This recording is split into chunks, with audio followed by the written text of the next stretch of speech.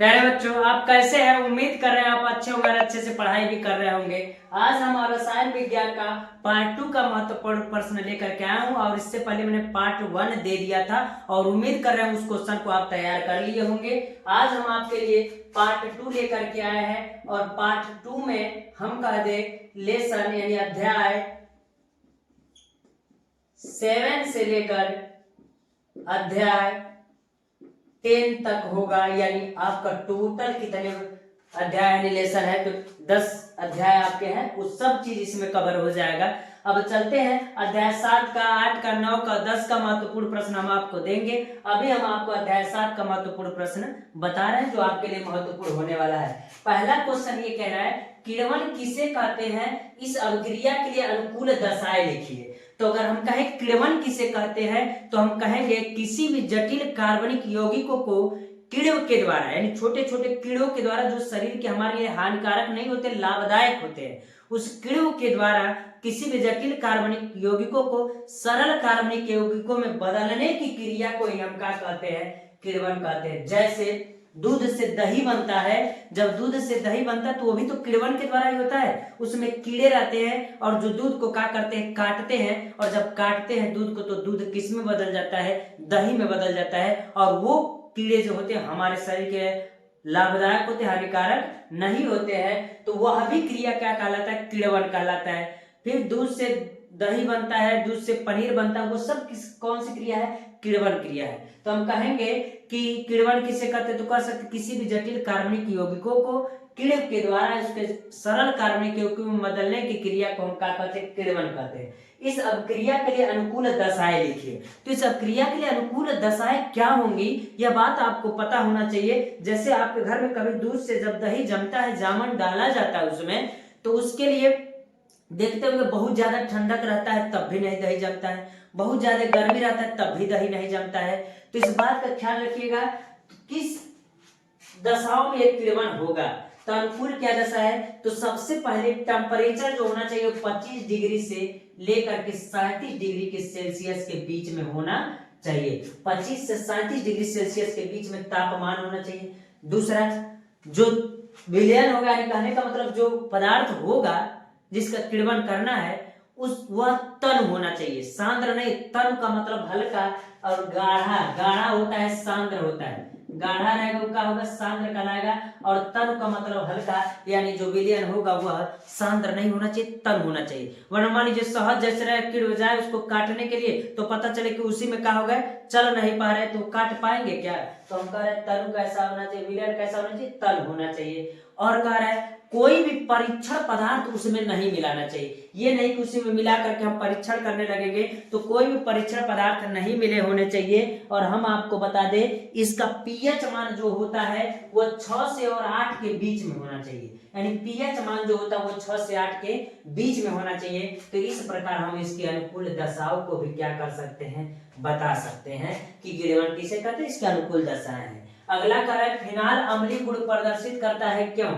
तो फिनाल अम्लीय गुण प्रदर्शित क्यों करता है कि हम कहेंगे कि आप इसको पढ़ेंगे तो पता चल जाएगा कि इसमें प्रोटॉन मुक्त होता है। तो जितना प्रोटॉन मुक्त होगा तो अम्लीय गुण इसीलिए प्रदर्शित करता है। तो इस क्वेश्चन को आप क्या कर लीजिएगा, देख लीजिएगा, ऐसे है। अगला कह रहा है प्राथमिक, द्वितीयक और तृतीयक एल्कोहल में विभेद करने वाले एक रासायनिक परीक्षण को आप क्या कीजिए, लिखिए। तो कह रहा है कि अगर कोई प्राथमिक, द्वितीयक, तृतीयक एल्कोहल है तो उसमें विभेद करने वाले एक रासायनिक परीक्षण को लिखिए, और नहीं तो डायरेक्ट आपसे कह सकता है ल्यूकास परीक्षण आप लिखिए। तो ल्यूकास परीक्षण किसे कहते हैं जरा ध्यान से सुनिएगा। तो हम कहेंगे कि ZnCl2 और HCl के अगर मिश्रण को कहे जो एक संबंधी एक के अनुपात में मिला होता है तो इसी को हम कहते हैं ल्यूकास परीक्षण। ल्यूकास परीक्षण क्या होता है, प्राथमिक, द्वितीयक, तृतीयक एल्कोहल को मैं बता रहा हूं तो कहेंगे ZnCl2 और HCl का एक संबंध एक का अनुपात जो होता है वही क्या कहलाता है, तो वही आपका ल्यूकास परीक्षण कहलाता है। ल्यूकास परीक्षण के द्वारा प्राथमिक एल्कोहल, द्वितीयक एल्कोहल और तृतीयक एल्कोहल का विभेदन किया जाता है। कहने का मतलब पता लगाया जाता है कौन प्राथमिक एल्कोहल है, कौन द्वितीयक एल्कोहल है, है, कौन तृतीयक एल्कोहल है, इस बात का पता लगाया जाता है तो हम कह सकते हैं कि ZnCl2 और HCl का एक समय के अनुपात में मिश्रण ही क्या कहलाता है, तो हम कहेंगे ल्यूकास परीक्षण कहलाता है। कह रहा जिसका परीक्षण करना है कि प्राथमिक एल्कोहल है, द्वितीयक एल्कोहल है, तृतीयक एल्कोहल है, तो उसमें ल्यूकास परीक्षण को क्या किया जाता है, मिला करके उसको हिलाया जाता है, घोला जाता है। जब घोला जाता है तो विलयन में धुंधलापन उत्पन्न हो जाता है। मान लीजिए कोई है पदार्थ एल्कोहल, ठीक, ये बात पता नहीं चल रहा है कि प्राथमिक एल्कोहल है कि द्वितीयक है कि तृतीयक एल्कोहल है, तो इसमें हम ल्यूकास परीक्षण को क्या करेंगे, मिलाएंगे और मिला के बाद उसको हिलाएंगे। जब मिल जाएगा तो इस विलयन में दूधलापन हो जाता है, दूध जैसे दूध होता है ना, दूधलापन जैसे कि कहने का मतलब है कि पूरा दूध जैसा नहीं, लेकिन दूधलापन सफेद हो जाता है, एक तरीके से मान लेते हैं। तो कह रहा है कि दूधलापन तो आएगा, तो कैसे पहचानेंगे प्राथमिक है, द्वितीयक है, तृतीयक है, कैसे पहचानेंगे? तो मैं आपको बता दूं, अगर विलयन तुरंत हो जाता है धुंधलापन, अगर विलयन तुरंत धुंधलापन हो जाता है तो तृतीयक एल्कोहल होगा। क्या होगा? तृतीयक एल्कोहल होगा अगर तुरंत धुंधलापन होता है। अगर 5 मिनट बाद धुंधलापन होगा, 5 मिनट बाद धुंधलापन होगा तो क्या कहलाएगा, द्वितीयक एल्कोहल कहलाएगा। 5 मिनट बाद अगर होगा तो क्या कहलाएगा, द्वितीयक कहलाएगा। तुरंत हो जाएगा तो तृतीयक कहलाएगा। अब कह रहा है कि प्राथमिक किसे कहेंगे, तो हम कहें जो विलयन धुंधलापन उत्पन्न नहीं करता है सामान्य ताप पर, सामान्य ताप पर जो धुंधला नहीं करता है, जो धुंधला नहीं करता है तो क्या कहलाता है, तो हम कहेंगे जो धुंधला नहीं करता वो क्या कहलाता है, 1 डिग्री एल्कोहल यानी प्राथमिक एल्कोहल कहलाता है। हाँ, सामान्य ताप पर, अगर ताप देंगे तो धुंधलापन वो भी हो सकता है। तो इस प्रकार हम ल्यूकास परीक्षण को कह सकते हैं। हम कह सकते हैं कि ल्यूकास परीक्षण के द्वारा जब प्राथमिक और द्वितीयक एल्कोहल का परीक्षण किया जाता है तो उस स्थिति में उसको मिला करके हिलाया जाता है तो उसमें विलयन में धुंधलापन आ जाता है। तुरंत आएगा तो तृतीयक एल्कोहल होगा, 5 मिनट बाद आएगा तो क्या कहलाएगा, द्वितीयक एल्कोहल। अगर धुंधलापन आएगा ही नहीं सामान्य ताप पर तो धुंधलापन नहीं आएगा तो वो 1 डिग्री होगा। तापमान देंगे तो फिर वो क्या हो जाएगा। तो यह कह रहा है आपका कि यह है आपका ल्यूकास परीक्षण। समझ रहे होंगे, इतनी बात तो समझ में आ रही होगी। अगला जो क्वेश्चन कह रहा है तो कह रहा है कि फिनाल का लीवरमान अपक्रिया द्वारा परीक्षण दीजिए। तो लीवरमान अपक्रिया द्वारा परीक्षण कैसे करेंगे ये भी आपको पढ़ना पड़ेगा। तो हम कहेंगे तो इस लीवरमान अपक्रिया को आप क्या कर लीजिएगा, याद कर लीजिएगा। इसी प्रकार हम कहेंगे किसकी क्रिया किससे कराएंगे तो लीवरमान परीक्षण कहलाता है। सबसे ज्यादा अगर कहे तो ल्यूकास परीक्षण जो है आपका महत्वपूर्ण है। अगला कारण निम्न अपक्रिया पर टिप्पणी लिखिए। ये समीकरण आपको याद ही करना पड़ेगा। अगर हम बताएंगे इस समय तो उससे ज्यादा समय लगेगा, आप कम समय में पढ़ सकते हैं, तैयार कर लीजिएगा। विलियमसन संश्लेषण विधि क्या होता है समझाइए।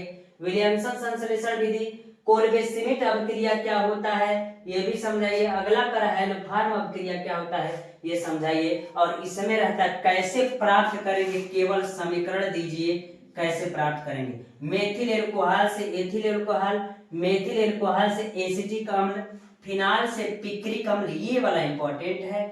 एथिल एल्कोहल से मेथिल एल्कोहल, इसको देख लीजिएगा। अगला है डाई एथिल ईथर बनाने की प्रयोगशाला विधि का सचित्र वर्णन कीजिए। यानी डाई एथिल ईथर बनाने का प्रयोगशाला विधि का सचित्र वर्णन कीजिएगा। इस प्रकार रसायन विज्ञान का अध्याय 7 का महत्वपूर्ण क्वेश्चन इतना है। इससे पढ़ेंगे तो इससे बाहर से क्वेश्चन नहीं आएंगे, इतना क्वेश्चन तैयार कर लीजिएगा। अगला जो अध्याय आपका 8 है इससे संबंधित कुछ क्वेश्चन हम आपको क्या करते हैं बताते हैं। कह रहा है कि फार्मेलिन क्या होता है, इसका उपयोग लिखिए। अध्याय 8 का जो महत्वपूर्ण प्रश्न है वो आपका पहला कार्य फार्मेलिन क्या है। तो हम फार्मेलिन किसे कहते हैं तो हम कहेंगे फार्मएल्डिहाइड के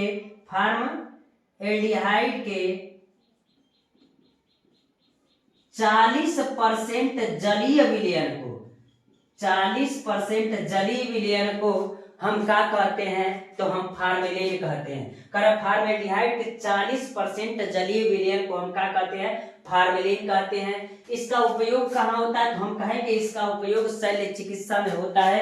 तो अगर आज के बाद अगर आपसे कोई पूछेगा फार्मेलिन क्या होता है तो कहिएगा कि फार्मेल्डिहाइड के 40% जलीय विलयन को हम क्या कहते हैं, फार्मेलिन कहते हैं। इसका उपयोग कहाँ किया जाता है, इसका उपयोग शल्य चिकित्सा में किया जाता है।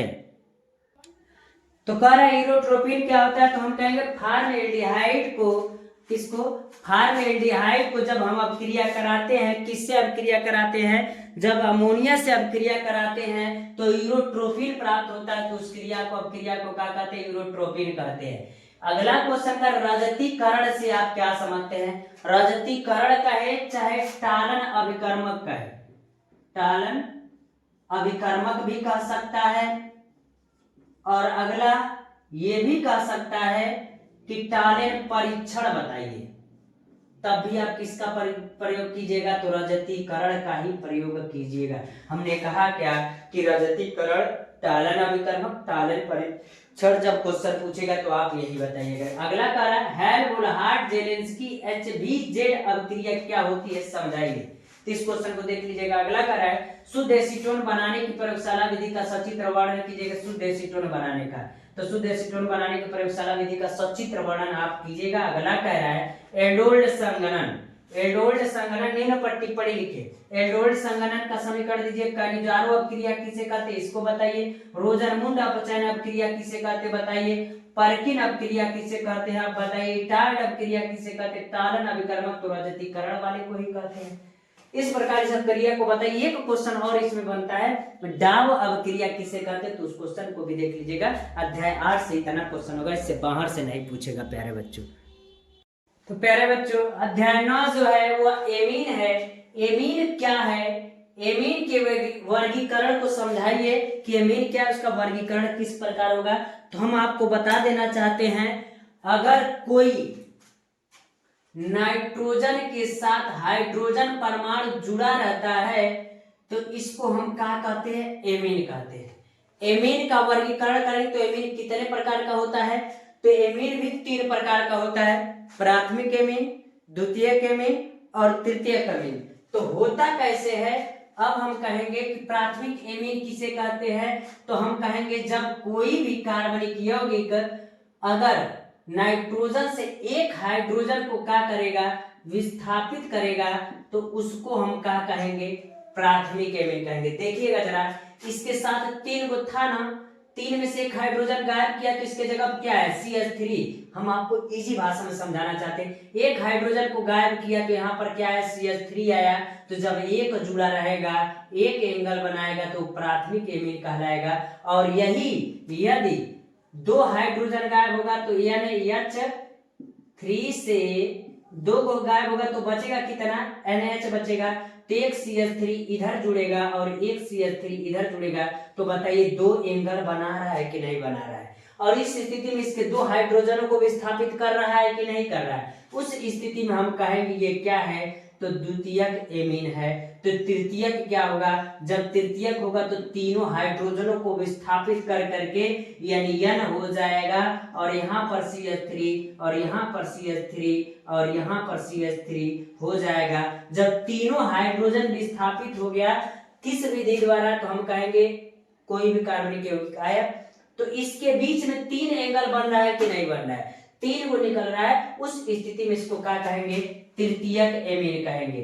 तो 1 डिग्री, 2 डिग्री और 3 डिग्री एमीन क्या होता है, आप समझ गए। इस प्रकार एमीन क्या है, एमीन के वर्गीकरण को समझाइए। और मैं बता दूं इस चैप्टर से एमीन क्या है ये इंपॉर्टेंट है, और दूसरा मैं आपको बता दूं ये दोनों इंपॉर्टेंट है, और इससे क्वेश्चन ज्यादा नहीं पूछेगा। ये जो क्वेश्चन लिखवा दिया हूं बस देख लीजिएगा, लेकिन कार्बिल एमीन अपक्रिया को पढ़ लीजिएगा आसानी से। हाफ अमाइन ब्रोमाइड अपक्रिया क्या होता है इसको भी आप देख लीजिएगा, एक बार देखेंगे तो आपको समझ में आ जाएगा, इजी है। अगला कह रहा है सीमित अपक्रिया द्वारा प्राथमिक एमीन कैसे बनाए जाते हैं, रासायनिक समीकरण दीजिए। अगला कह रहा है एथिल एमीन की पहचान करने वाला एक रासायनिक परीक्षण लिखिए। तो मैं आपको बता देना चाहता हूं कि इस स्थिति में अगर कहेगा तो आपको बस यह दोनों क्वेश्चन पूछेगा, इस समीकरण तो दोनों क्वेश्चन को भी देख लीजिएगा। इस प्रकार अध्याय 9 एमीन का महत्वपूर्ण क्वेश्चन क्या होता है, खत्म होता है। अगला कह रहा है अध्याय 10 जो है ये जैव अणु। तो जैव अणु जो होते हैं तो उसमें पहला क्वेश्चन बन रहा है कि प्रोटीन क्या है, इसके महत्वपूर्ण उपयोग को आप क्या कीजिए, लिखिए। तो आप जानते हैं कि प्रोटीन, तो कह रहा है कि प्रोटीन क्या होते हैं, तो प्रोटीन अगर हम कहेंगे तो कहेंगे प्रोटीन एक उच्च अणुभार वाले नाइट्रोजन युक्त कार्बनिक यौगिक होता है, जिसे हम क्या कहते हैं, प्रोटीन कहते हैं। तो प्रोटीन के रूप में हम लोग भी खाना खाते हैं, तो प्रोटीन या कोई भी पदार्थ खाने से जो हमको प्रोटीन मिलता है तो हम क्या कहेंगे उच्च अणुभार वाले नाइट्रोजन युक्त कार्बनिक यौगिक होते हैं, जिसे हम क्या कहते हैं, प्रोटीन कहते हैं। अब कह इसके महत्वपूर्ण उपयोग को लिखिए। तो महत्वपूर्ण उपयोग में आपको बता दें कि महत्वपूर्ण उपयोग में अगर सबसे पहला कह दे तो शरीर में ऊर्जा प्रदान करता है। शरीर में ऊर्जा प्रदान करने के लिए कहता है। अगर कहीं चोट लग जाता है, टूट फूट जाती है, हड्डी वगैरह टूट जाती है, तो उस स्थिति में उसके मरम्मत के लिए हम किसका प्रयोग करते हैं, प्रोटीन का प्रयोग करते हैं। देखते हैं कि जब किसी का तबीयत खराब होता है और जब उनके शारीरिक ऊर्जा खत्म हो जाती है तो प्रोटीन युक्त कोई चीजें देते हैं पदार्थ खाने के लिए, और इस स्थिति में किसी का हाथ टूट जाए, पैर टूट जाए, तो उस समय भी प्रोटीन बहुत कार्य करता है, जोड़ने का कार्य करता है। अगला कह रहा है कि अगर कहे कि जो भी शरीर में ऑक्सीजन या अन्य चीज संवहन का भी कार्य करता है, हम ये कह सकते हैं प्रोटीन क्या होता है। अगला कह रहा है कि कार्बोहाइड्रेट क्या होता है, यानी प्रोटीन आप समझ गए। अगला कह रहा है कार्बोहाइड्रेट क्या होता है। तो आप कह रहे कार्बोहाइड्रेट क्या होता है, इसको समझाइए। इनका वर्गीकरण लिखिए। इनका वर्गीकरण से देखिए क्वेश्चन पूछ देता है, कहता है वर्गीकरण करेंगे तो आपको पता होगा कि मोनोसेकेराइड होता है, ओलिगोसेकेराइड होता है और पॉलीसेकेराइड होता है। ओलिगोसेकेराइड के भी 3 प्रकार होते हैं। 3 प्रकारों को भी आप क्या कर लीजिएगा, मोनोसेकेराइड, ओलिगोसेकेराइड और पॉलीसेकेराइड, और इसके भी 3 होते हैं। यानी हम कह सकते हैं कि मोनोसेकेराइड के, ओलिगोसेकेराइड के भी 3 प्रकार होते हैं। इस प्रकार कार्बोहाइड्रेट को आप क्या कीजिएगा, पढ़िएगा, इनके प्रकारों का वर्णन कीजिए। कभी कभी तो पूछ देता है कार्बोहाइड्रेट के का वर्गीकरण बस कीजिए, तो आप मोनोसेकेराइड, ओलिगोसेकेराइड के 3 भाग होते हैं। फिर पॉलीसेकेराइड को आप क्या कीजिएगा, वर्णन कीजिएगा। अगला कह रहा है कैसे सिद्ध करोगे कि ग्लूकोज में 5 OH समूह है। इस क्वेश्चन को आप देख लीजिएगा। और कभी कभी इसमें एक पूछ देता है, परीक्षण पूछ देता है, मालिश परीक्षण क्या होता है वो पूछ देता है, तो मालिश परीक्षण को भी देख लीजिएगा। अगला कह रहा है ग्लूकोज की खुली श्रृंखला वाली संरचना लिखिए। ग्लूकोज की खुली श्रृंखला वाली संरचना लिखिए। ग्लूकोज के 2 रासायनिक परीक्षण भी लिखिए। तो आपको पता है कि परीक्षण में फेलिन विलयन भी आ जाएगा, टालन अभिकर्मक भी आ जाएगा। तो 2 परीक्षण आप क्या कीजिएगा, लिखिएगा। अगला कह रहा है फेलिन विलयन, हमने कहा है समझाइए, तो फेलिन विलयन को आप समझाइएगा। अगला कह रहा है ग्लूकोज से ग्लूकोज ऑक्सीजन तथा साइक्रिक अम्ल कैसे प्राप्त करेंगे, ये इंपॉर्टेंट टॉपिक है।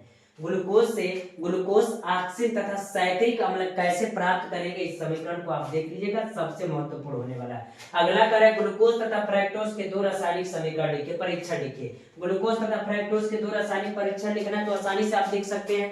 इतना आपका अध्याय 10 तक का महत्वपूर्ण क्वेश्चन था, हो गया। और मैं आपको बता दूं इसी में डीएनए फिंगरप्रिंटिंग भी पूछता है, यानी डीएनए अंगुली छापन भी पूछता है, या डीएनए आरएनए में अंतर पूछेगा। तो जो आप फिजिक्स में पढ़ चुके आपको वहां से कोई समस्या नहीं होगा। इतना प्यारा बच्चों क्वेश्चन आपका है, इससे पढ़ने के बाद आपको कोई समस्या नहीं होगी। और उम्मीद करें कि पिछला पार्ट जो हम दिए थे वो आप तैयार कर लिए होंगे, और इस समय का जल्द ही तैयार कर लेंगे। आज के लिए इतना रह देते प्यारे बच्चों, धन्यवाद।